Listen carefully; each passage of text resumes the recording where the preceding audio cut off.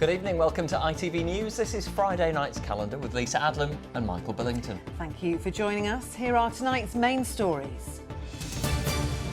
I can't envision what he might have woken up to if it had got out of hand any more than what it already did.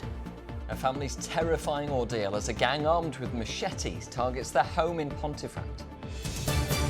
6 months after they thought they'd stopped this, why a West Yorkshire rat run is still angering local residents. We've campaigned for 15 years and the lorries carried on coming. On a damp first day of the season, MPs say Yorkshire County Cricket Club should be closely monitored. Whether it's cricket or the Sheffield Half Marathon or the daily dog walk, is this weekend's weather going to let us get out and about? And how is Storm Kathleen going to affect us? All the detail a little later on. And why a humble terraced house in Bradford will remain as a lasting legacy to the literary sisters who were born there 200 years ago.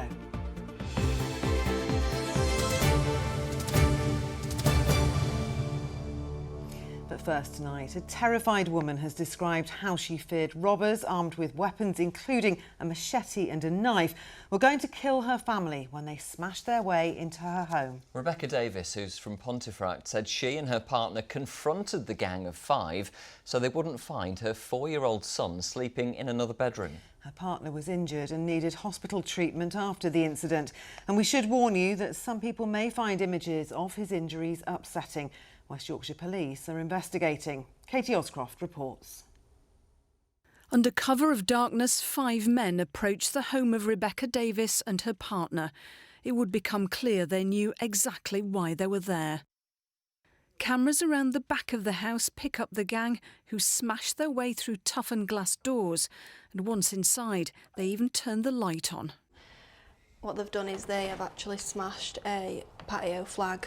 They haven't actually come with anything to gain entry into the property. I heard that bang, that is definitely what I heard. I heard them gaining entry into the house. But Rebecca thought the noise was her 4-year-old son Charlie falling out of bed and went down to investigate. I've come downstairs to find 2 of them on the hallway, on the landing. They've then said to me, police, stop where you are. And I've instantly thought, you're not police. You know, you're carrying quite a large sword in your hand and you've got, they had face coverings up to here on. So I've run upstairs, they've gone to hit me with the knife. They meant business, they came to hurt. They've got into the bedroom and they've separated us. So my partner is at one side and I'm at the other side. And they've held a big sword to my neck and they've hit Kieran with the meat cleaver and knuckle duster. They've fractured his eye in 2 places and he's had stitches under his eye. What do you fear might have happened if they'd have been here any longer? That they'd have killed me or my partner and my little boy had woke up and found all that. A week on from her ordeal, Rebecca is still traumatised by what happened and says she's speaking out to warn other people. I shouldn't have to teach my 4-year-old son how to ring 999, but I have. These things are happening in the local community and we need to be aware of it. I don't want this happening to another family. I don't want them going through what I had to go through on that night. West Yorkshire Police said today Wakefield CID are investigating a report of an aggravated burglary and inquiries are ongoing to identify those involved. The gang took expensive watches and wrongly appeared to believe there was money hidden in the house. Rebecca believes her family are lucky that they only lost possessions. Katie Oscroft, ITV News, Pontefract. Officers are appealing for information after an armed robbery at a jeweller's shop in Leeds. A Toyota was driven into My Poor Jewellers in Hare Hills on Thursday evening at around 6:30 before people entered the store with hammers. They stole various items and drove off in a dark-coloured Audi. Armed police were deployed. No one was injured.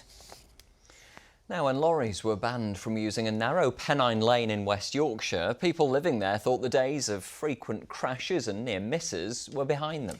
Yes, we've been following the campaign of the residents of Jumples Crag near Halifax, who had hoped relief was at hand when the road safety measures were introduced. But 6 months on, they say hundreds of HGV drivers are continuing to use it as a rat run, with CCTV showing hauliers flouting the ban and thundering past tightly packed cottages. Well, John Hill's been speaking to neighbours who fear it's only a matter of time before someone is seriously injured or killed on the narrow and noisy stretch of road.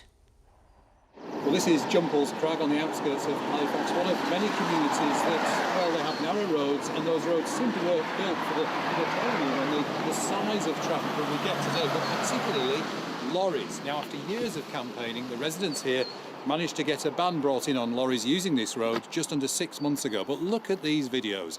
All of these videos were taken within the last 6 months. 300 lorries have been caught on CCTV defying the ban. And as you can imagine, well, the residents, they're fed up. Let's talk to two of them. That's Claire and Linda. Claire, fed up probably doesn't cut it, does it? Fed up comes nowhere near. We've campaigned for 15 years to get a 3.5 tonne restriction. And that's come in? And that came in October. And the lorries carried on coming. So each heavy goods driver decides that they're going to break the law by coming through. So we don't know what we can do about that. And Linda, what is your biggest worry? My biggest worry was when I saw a schoolboy climb on the wall to avoid a big lorry, and that frightened me because somebody's going to get run over. You fear lives could be lost? I do, sincerely do. Now, we've seen when we've filmed with you before, lorries have gone into trees, where you've had to replace double glazing. What do you think is the solution? The only solution must be to narrow down both entrances to Jumpole's Crag, a tiny little road, only 300 metres, so the heavy goods can't get on. They can't choose to break the law by coming along a narrow road and shaking our cottages to bits. Well, that's what you're campaigning for now. Let's see what happens. Just to say that Calderdale Council, which is the authority for this area, well, it says it understands how distressing traffic can be for residents.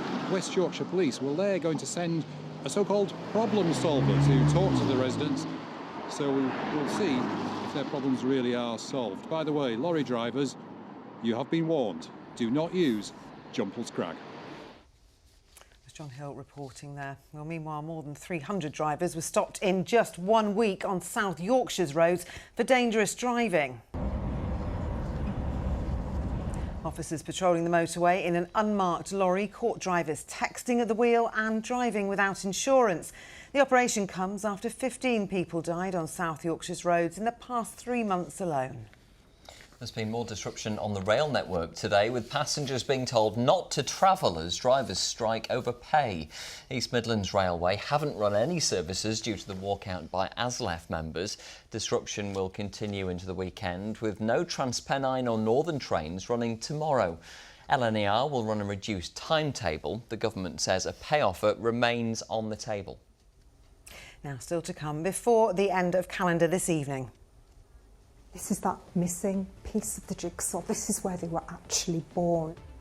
The lasting legacy for a literary dynasty. Plus, I'm finding out what's being done to encourage more women into the brewing industry. And is it beer garden weather this weekend? Can we go rambling on the moors? I'll have all the detail for the next few days a little later on.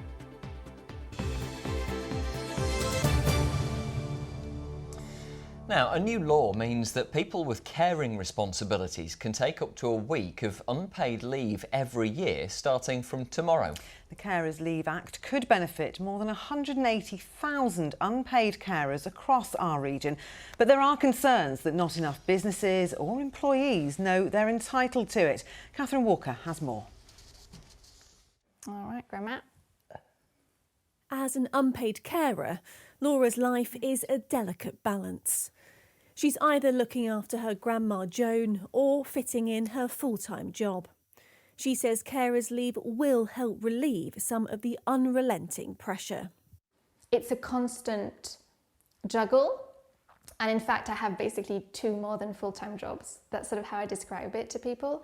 And with the caring, there's no weekends, evenings, time off. It's just constant. So I think that's why I think the Carers Leave Act will absolutely be that sort of pressure release valve for people like me who will be able to focus on taking grandma to hospital, for example, or looking after her when she's sick, because these things really happen outside of office hours. The new carers leave starts on the 6th of April and gives employees with caring responsibilities up to a week of unpaid leave. The time can be used to take care of someone who has a disability, needs care because of old age, or has a long-term illness lasting more than 3 months. Research from Carers UK shows that more than 180,000 people in Yorkshire and North East Lincolnshire could benefit from the new law. For the first time, all employers will have to think about unpaid carers in their workforce. This is incredibly important because 600 people a day give up work because they're unable to juggle work and care. So it's going to help people to manage their caring lives as well as stay in work. As a day one right, employees are entitled to carers leave from the day they start work. But HR expert Kate says the rules could challenge some businesses. I can honestly say I've spoken to many SMEs of late who have no idea this is coming in on the 6th of April. More awareness is needed because one, carers have this right and it's important they know about it, but two, also if employers don't know about it, they could absolutely be taken off guard by it and it may create risk for their business. So can you see that line? Yes. The new law will give carers official rights at work. It is unpaid and won't help everybody. But carers like Laura hope it will start a wider conversation about how we look after those who take care of others. Catherine Walker, ITV News. OK, time for some sport now and warnings from MPs for Yorkshire Cricket Club to play ball.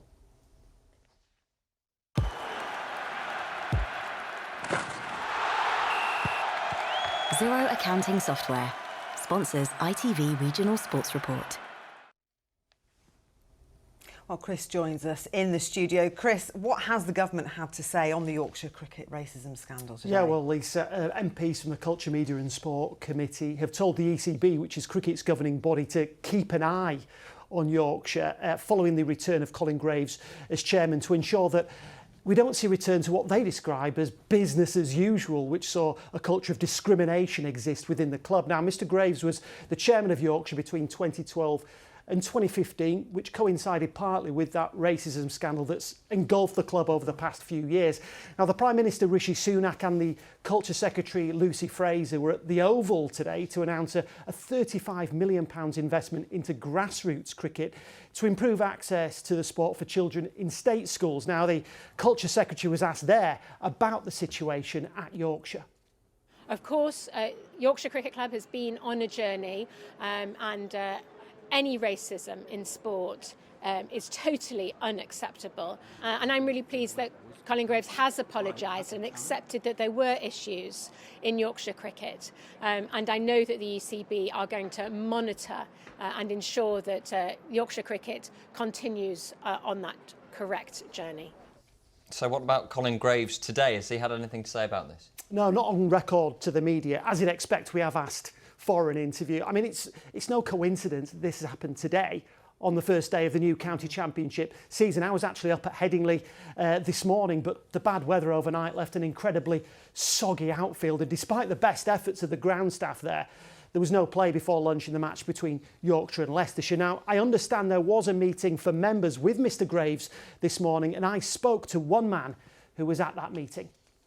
I think it's time to move on, quite frankly. I think it's pretty much history. I just come back from the members' meeting where Colin Graves, the chairman, was speaking, and I think he's eloquently put it. Look, we are where we are. We now need to move forward, and frankly, I'm, along with the rest of the members, just wanting us to get back and do what we do best, which is to play cricket. Hopefully everybody feels, engaged with the club and feels welcome, and, we just move on. It should be open to everybody, young, old, people that follow it. People that don't, people are being introduced to it. I think it's important. Now, let's not forget Azim Rafiq, the man at the whole centre of these racism allegations against Yorkshire. He's posted on social media today thanking the CMS for holding the ECB to account, but says that Yorkshire is an easy target and that the focus instead should be across the game itself, the ECB and the Players' Union. Leeds United's under-18s team made it through to the FA Youth Cup final for the first time in 27 years. The Young Whites beat Millwall 4-3 to set up a final against Manchester City. I think we might just see a few stars of the future in that game between Leeds and Manchester City. It seems that way. Chris, thank you very much indeed. You're welcome. Next tonight, we're taking you to the Peak District to meet one of the women at the forefront of a brewing revolution. Yes, despite beer production being dominated by men, a growing number of female brewers are now joining the industry. And one woman in Bakewell is among those female brewers, hoping for a culture change when it comes to producing a perfect pint. Katie Ridley's been to find out more.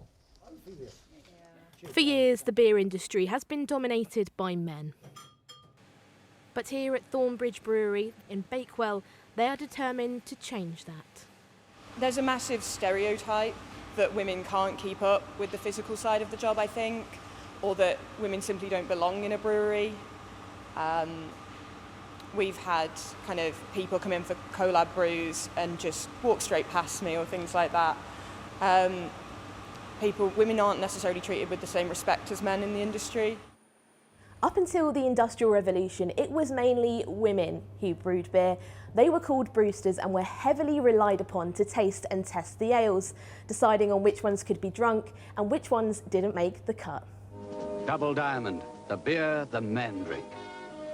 Double Diamond. But after the Industrial Revolution, beer was mainly marketed towards men. Double Diamond, the beer the men drink. New figures show that Britain has one of the lowest percentages of female beer drinkers in the world, with just 3 in 20 women drinking beer regularly, compared to half of men. And when it comes to brewers, only 3% of them are female. Katie Sanders-Pope has always loved a beer, and last year gave up her teaching job to become an apprentice brewer. She says tastes are changing and more women are picking up a pint. There's growth of women in the beer industry, and the more and more women drink it, the more women want to get involved because they want to be able to lead the way in marketing it to other women and developing the flavours that they enjoy drinking, and that's really important. And those apprenticeship schemes seem to be working. The British Beer and Pub Association say some of the best in the business are women. We have phenomenal brewers now in the industry, more apprentices coming up through the ranks, lots of female leaders coming in, being in charge of pubs, operators, landladies, everybody in the sector coming together saying women in beer is a good thing and we want more of those opportunities. There's still some way to go to tackle the male domination in this industry. But man or woman, they both agree it's the taste that matters. Katie Ridley, ITV News. I think we can agree that women in beer is a good thing. Doing it for the girls. I'm all for that. Yes, another woman supporting the British brewing all industry. All for it, and we're nearly at the weekend, aren't we? We're allowed to get a little bit thirsty. Oh, it was so nice today in the sunshine. We've been chatting, haven't we, out at lunchtime. It was feeling nice and warm, more spring-like. This was the River Wharf earlier on this afternoon. A big thank you to Linda for the shot. Yes, it was in full flow after last night's rain. We had all of that heavy rain pushing north and eastwards last night, but blue sky and feeling really lovely. Now, we've also been chatting about, can we get the washing out? Yes. Is there actually one dry day ever in the forecast? Probably not. Tomorrow, all morning and all afternoon, you could get 2 loads on, I reckon. Yeah, we've been talking about this, haven't we? But you're going to need a lot of pegs because it's very windy. Storm Kathleen is predominantly affecting the west of the UK and Ireland.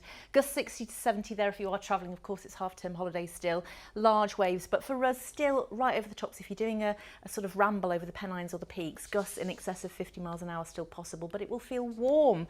We got to around 17, just short of 18 Celsius at Humberside Airport today. We could be looking at 20, 21, and if you think that parts of North Yorkshire yesterday were struggling to get to 9s and 10s, it's really going to feel quite nice if you can get out of the wind. Be careful though, just a reminder that the tree pollen will be high across most central and southern parts of the UK, so if you do suffer from tree pollen, yeah, it's going to be a bit tricky. Just for Saturday only though, because over the next few days the temperatures get back to normal, so it's kind of a 1 day or a 1.5 day wonder if you're wanting those really warm temperatures.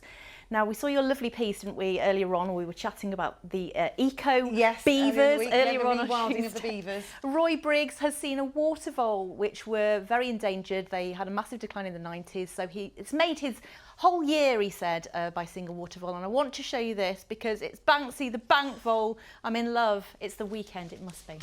Absolutely. Full forecast coming up, Terry. Of course. Thank you. Like a bit of Banksy, thank We you. do. Well, now finally tonight, from a small, modest house in Bradford, a literary dynasty was born. Charlotte, Emily and Anne Brontë started life before the fireplace inside number 72 Market Street in Thornton, long before their novels became known around the world. Well, 200 years later, the house is in public hands after a community group secured the property as part of the sisters' legacy. Our cameras have been inside for a first look at what until now was considered the missing piece of the jigsaw in the Brontes' incredible story. Sarah Clark has more.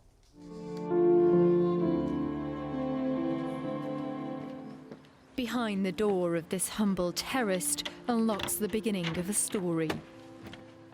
One which involves three of the most famous siblings the world of literature has ever seen. This is the famous fireplace in which Charlotte, Patrick, Emily and Anne were all born in front of this fireplace over 200 years ago. Three wonderful literary authors. I think every aspect of the Brontes' lives is of interest. People want to know, where their inspiration sprang from. Everybody associates the Brontes with Haworth, which is where they wrote the great novels and where they did live for most of their lives. But this is that missing piece of the jigsaw. This is where they were actually born and where they spent their early-ish years. It's very Yorkshire, and Yorkshire is something that really comes through in particularly Wuthering Heights and Charlotte's novel Shirley. With such importance, the property on Market Street in Thornton is to be open to the public to coincide with Bradford City of Culture 2025. It comes after a local community group purchased the Brontes' birthplace, with money raised from the community, fans and funding. We saw this building as a jewel that has been not uncovered really, so we needed to get this into the public domain, and I think we've just tried to bring the story alive. For it to be purchased, to be returned back to the public, so people can come and look around and actually even stay in this incredible building, it was an irresistible opportunity. The Brontes have helped put Bradford on the map. And this was a reaction from an international fan who was given a rare look inside the home where her idols spent their younger years. Feeling history, touching history. Yeah. You're our first visitor. First? Yes. Yes. Yeah. Today nobody write like this with sensibility, romanticism. They were extraordinary writers. And their life story, thanks to the purchase of their birthplace, is now complete, with the hope it will inspire all who visit. Sarah Clark, ITV News. That's amazing stuff, isn't it? Yeah. I wonder how many people have walked past that unassuming terraced house in Bradford and had no idea. A fair few, I think. Well, is it going to be fair weathering over the weekend? Here's Kerry. Good visibility on the horizon. TUI sponsors ITV Yorkshire Weather. Hello again. Yes, the weekend is almost upon us. It was a wet start this morning, the rain clearing, already quite warm, already quite windy, and then that mix of sunshine and showers for the afternoon. As we head into the weekend itself, definitely warm in any sunshine, and there will be some sunshine, but the winds will be strong, especially tomorrow. But tomorrow is the driest day, a few showers in the mix by the time we reach Sunday. So Storm Kathleen tracking up the western side of the UK, so giving us that warm sector for much of tomorrow and those strong winds. But as it continues to track northwards, a slightly fresher feel as we head into Sunday. There will be some fronts around, bringing some showers at times, but in between, hopefully, some sunshine. So in a bit more detail, there's a brief lull in those winds during this evening, but overnight tonight, we've got another weather system coming through. Not as prolonged as last night, but there will be some heavy pulses rattling north and eastwards during the middle part of the night. And then we really start to import that warm air, as well as the strong winds as we head towards dawn tomorrow. There is sometimes as we head into the weekend. 6:26 and 7:52. So tomorrow morning there might be a few showers and then plenty of sunshine, warm and windy. Middle part of the day a weak weather front, an occasional shower, and then into the afternoon 1 or 2 showers, but still plenty of sunshine, variable amounts of cloud. Check out the temperatures, 19 or 20, but the winds will be gusty in excess of 40 at the coast and possibly over 50 over the peaks and the Pennines. As we head into Sunday, there are several little features coming from west to east, bringing showery outbreaks, but in between there'll be some sunshine, not quite as warm, and then it's changeable over the next few days. TUI sponsors ITV Yorkshire Weather. Day going for anyone doing the half marathon in Sheffield on Sunday. Less windy, less warm, few showers at the beginning, but it looks okay. Good. Okay, good luck, Katie, Hannah and Astrid from Yes. our newsroom. I'm back at 11:15. Here's Lucrezia coming next. Bye-bye. See you later.